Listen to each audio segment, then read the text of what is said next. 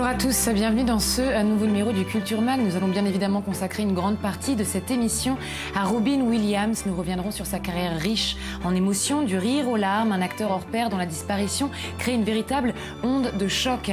Et puis nous découvrirons cette troupe d'acteurs du Théâtre du Globe qui ont décidé de partir jouer du Shakespeare aux quatre coins du monde et notamment dans les pays à la situation la plus difficile. Robin Williams n'est plus. L'acteur a été retrouvé mort dans son appartement californien. Après s'être vraisemblablement suicidé, il avait 63 ans. Une enquête de police est en cours sur les causes et les circonstances du décès. Les premières constatations soulèvent l'hypothèse d'une mort par asphyxie. L'acteur souffrait, selon son attaché de presse, d'une sévère dépression depuis quelques temps. Il avait déjà parlé publiquement de son combat contre les drogues et l'alcool et avait fait plusieurs cures de désintoxication. Toujours prêt à ironiser, même dans les cas les plus graves, il avait dit, je cite, « La cocaïne est une manière pour Dieu de vous faire comprendre que vous avez gagné trop d'argent. » Sa femme, Suzanne Schneider, a très vite publié un communiqué où elle dit qu'elle préfère que l'on mette l'accent, que l'accent ne soit pas mis sur sa mort, mais sur les moments de joie innombrables et de rire qu'il a donné à des millions de gens. Et c'est exactement ce que nous allons faire, notamment avec vous, Benjamin Tobias. Bonjour, vous êtes au téléphone, vous êtes chroniqueur au quotidien Yediot Ahronot. Vous m'entendez ? Oui, bonjour. Bonjour Benjamin. Robbie Williams, oui, c'était un génie de l'improvisation et du rire. Oui, bien sûr, c'était un génie. On se souvient tous quand il était dans des programmes ou des talk-shows. Alors, on se souvient bien comment il savait improviser tout un sketch en 1 minute. Et bien sûr, on le connaît très bien comme un grand comédien dans des films comme Mrs. Doubtfire ou La voix du génie à Aladdin. Mais aussi, il ne faut pas oublier qu'il était assez versatile. Ça veut dire qu'il aimait aussi faire les rôles dramatiques. N'oublions pas Le Cercle des Poètes Perdus et aussi Will Hunting, dont il a fait gagner un Oscar. Ça veut dire il aimait vraiment passer entre le dramatique et le comique et montrer, disons, la face humaine des diverses manières. Et il n'avait pas de préférence donc particulière pour la comédie ou le tragique. Vous mentionnez des films, certains d'entre eux dans les années 80-90. Robbie Williams, c'était un mentor. Et c'est toujours d'ailleurs un mentor pour une nouvelle génération d'acteurs. Oui, c'est vrai. Moi, je pense que vraiment que pour les gens, disons, qui sont nés dans les années 70 ou 80 et ont grandi sur les films de Robin Williams, l'image la plus grande n'est pas nécessairement d'un comique, mais en fait de l'instituteur. Ça veut dire qu'on se souvient du Cercle des Poètes Perdus et aussi du psychologue à Will Hunting. Ça veut dire qu'il y avait quelque chose de très gentil chez lui. Chaque fois, il essayait de donner la leçon, mais le faire de manière qui était très belle et très humaine et très jeune. Et je pense que ça, c'est les rôles qu'il aimait le plus, les rôles du menteur, de l'instituteur. Qu'est-ce qui l'a amené, Robbie Williams, à votre avis, à cette tragédie dans sa vie personnelle? Je pense qu'il ne faut pas oublier, beaucoup de comédiens sont en fait des gens très tristes dedans, on le sait très bien. Robin Williams n'est pas le seul exemple. Et il était très ouvert, qu'il avait beaucoup de problèmes d'addiction avec l'alcool et aussi avec les drogues. Mais à la fin, il était aussi un homme assez triste. C'est vrai que les derniers 10 ans, on n'a pas eu trop de rôle de sa part. Ça veut dire aussi sa carrière est devenue de moins en moins importante. Et bon, c'est triste parce que vraiment, quand ça a à voir avec la dépression, je ne sais pas si quelqu'un peut contrôler, mais bon, on ne sait pas. Oui, c'est la dépression qui touche même beaucoup de monde et aussi beaucoup d'acteurs. Merci beaucoup, Benjamin Tobias. Eh bien, justement, vous parliez de films, des films mythiques de Robbie Williams. On va regarder quelques images. Parlez-moi. Ah, il avait un penchant pour l'alcool. Oh. C'est l'alcool qui l'a tué. Oh, c'est affreux. Votre mari était alcoolique. Non, un camion de bière l'a heurté.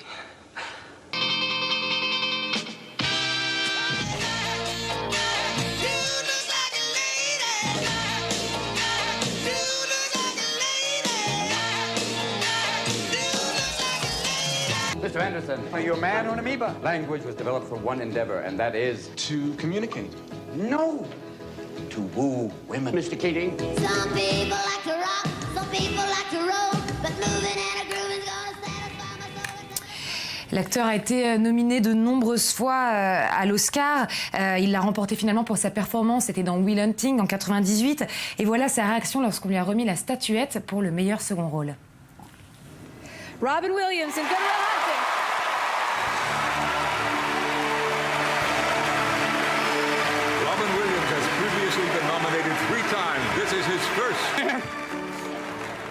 This might be the one time I'm speechless.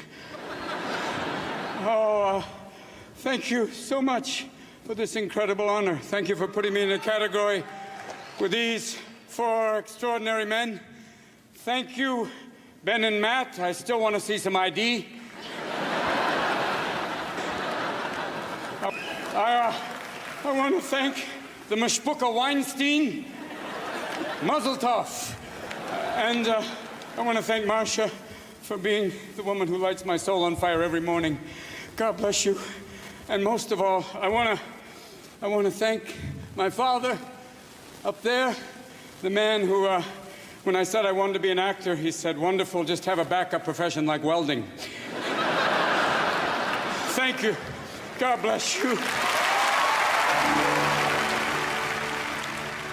La mort de l'acteur a bien sûr créé une vague d'émotions. Nombreux sont ceux qui ont exprimé leur peine, à commencer par le président des États-Unis, Barack Obama, qui a tweeté « Robin Williams était un animateur de radio, un médecin, un génie, une nounou, un président, un professeur, un Peter Pan et tout ce qu'on peut imaginer d'autre. Mais surtout, il était unique. » La Maison-Blanche a publié un communiqué rendant hommage à l'acteur. Et du côté des célébrités, elles ont exprimé leur choc et leur peine. Ben Stiller a écrit sur Twitter « Un tweet n'est pas suffisant pour commencer à décrire l'immensité du talent, du cœur et de l'âme de Robin Williams. C'est tellement triste. » Kevin Spacey, lui, témoigne son admiration. Robin Williams a fait rire le monde et l'a fait réfléchir. C'était un grand homme, artiste et ami. Morgan Freeman, lui, déplore sa perte et affirme qu'il ne sera jamais oublié. Pour Steve Carell, Robin Williams aura rendu le monde un peu meilleur. Sarah Michelle Gellar, sa partenaire dans la série The Crazy Ones, a posté une mosaïque de photos d'elle et lui. Steven Spielberg, avec qui Williams a travaillé sur le tournage de Hook, ou La Revanche du Capitaine Crochet en 91, a salué un éclair de génie comique. Et un tweet d'Aladin, un film dans lequel Robin Williams incarnait la voix du génie, qui dit simplement « Génie, tu es libre ». Du côté du Hollywood Boulevard, les fans, eux, affluent sur l'étoile de l'acteur. Ils sont eux aussi très émus. On les écoute.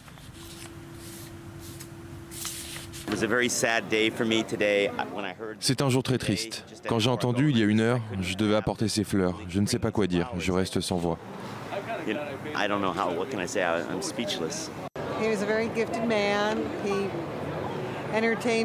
Il avait du talent, il nous a amusés pendant des années, il avait tellement de talent.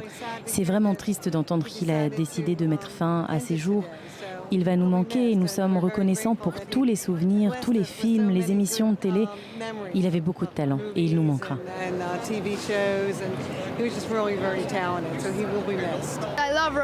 J'adore Robin Williams. J'ai vu beaucoup de ses films et donc je suis vraiment sous le choc. Et on laisse le dernier mot à la fille de Robbie Williams, Zelda Williams, qui a tenu à lui rendre hommage en tweetant une citation issue du célèbre conte d'Antoine de Saint-Exupéry, Le Petit Prince. Toi, tu auras des étoiles comme personne n'en a quand tu regarderas le ciel la nuit, puisque j'habiterai dans l'une d'elles, puisque je rirai dans l'une d'elles. Alors ce sera pour toi comme si riaient toutes les étoiles. Tu auras, toi, des étoiles qui savent rire. Peut-on lire sur son compte Twitter. Puis la jeune femme de 25 ans signe « Je t'aime, tu me manques. Je vais essayer de garder les yeux tournés vers le ciel. »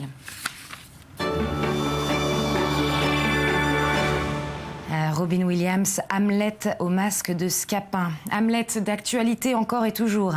À l'occasion du 450e anniversaire de Shakespeare, le Théâtre du Globe organise une tournée internationale pour faire valoir le travail du dramaturge dans tous les pays du monde, mais aussi pour mettre en scène l'une des pièces les plus emblématiques de son époque dans des pays en pleine période de guerre. Un sujet de Charlotte Attal. Le Théâtre du Globe, producteur de la plupart des pièces de William Shakespeare, se lance dans un projet ambitieux. Une tournée mondiale de 2 ans où Hamlet, l'une des œuvres maîtresses du dramaturge anglais, sera jouée dans plus de 205 pays. Le but, faire comprendre le travail de cet écrivain incontournable dans tous les pays du monde. La troupe, composée de 12 comédiens, n'est sponsorisée par aucune autre production et parcourt le monde entier par ses propres moyens. Train, jeep, bateau, toute l'équipe voyage en routard pour faire connaître au monde l'une des plus longues pièces dramatiques de Shakespeare. Ils ne joueront pas seulement dans des salles de théâtre, mais se produiront aussi bien dans des marchés, sur des plages que dans la rue. Hamlet, un homme complexe, prêt à tout pour venger son père, le roi du Danemark, se verra partagé entre sa foi et son amour pour Ophélie, fille du conseiller du roi. La direction artistique de la pièce et du projet est dirigée par Dominique Dromgold, qui entend bien se produire dans le plus de pays possible.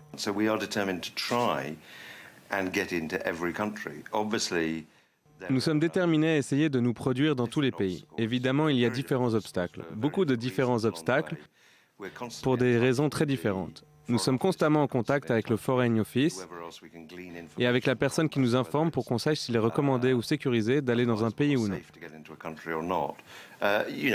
Nous n'allons évidemment pas mettre notre entreprise en danger à tout moment, mais nous allons faire de notre mieux pour aller partout.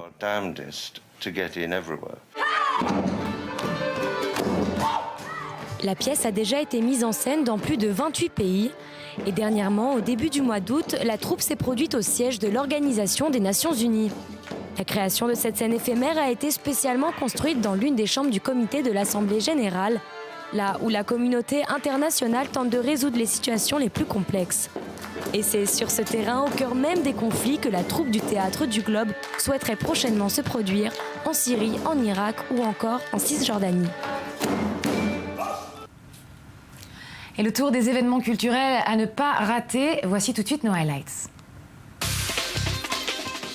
Une immense tortue de mer de 5 mètres de haut et 15 mètres de long sera exposée dans le port de Sydney, en face du célèbre opéra et de l'Harbour Bridge pour célébrer l'ouverture de la première exposition d'art sous-marine au Sea Life Aquarium.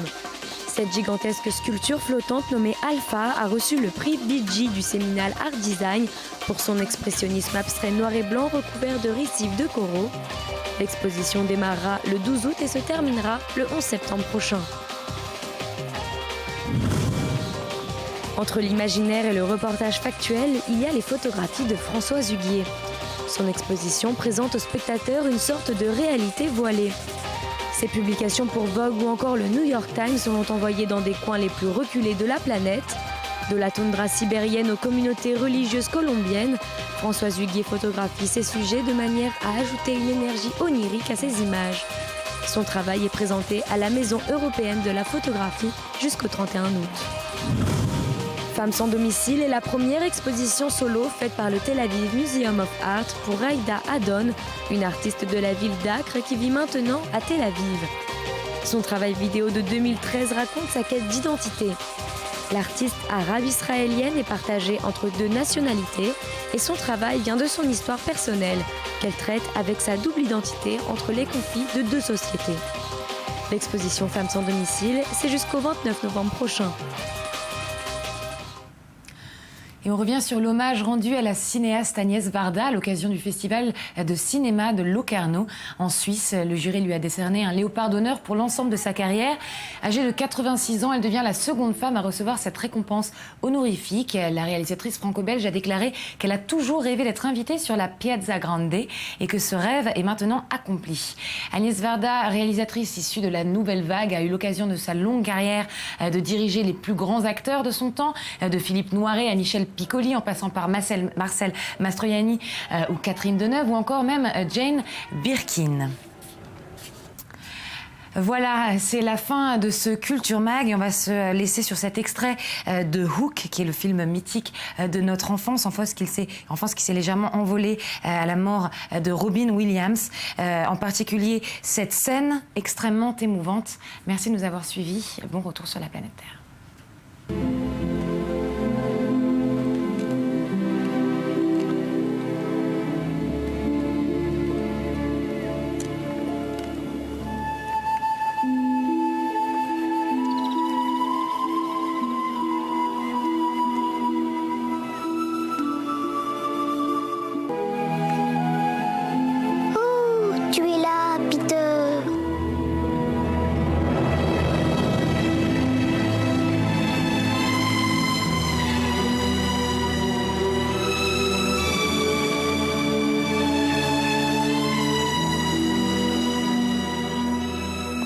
crois que c'est lui?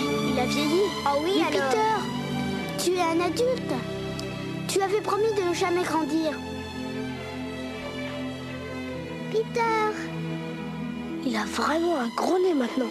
Ben, bienvenue au pays imaginaire, Peter Pan. N'écoutez pas cette ignoble fée, ce fléau écervelé. J'ai l'épée de Pan. Je suis le chef Pan maintenant. Vous croyez que ce gars-là va me la prendre à moi? Rufio? Attendez! Si Clochette pense que c'est lui, peut-être que c'est lui.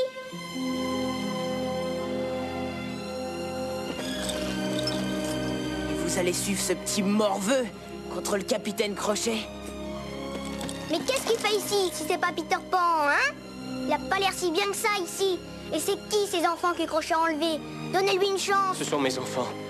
Et Crochet va les tuer si nous ne faisons pas quelque chose. Aidez-moi. Je vous en prie.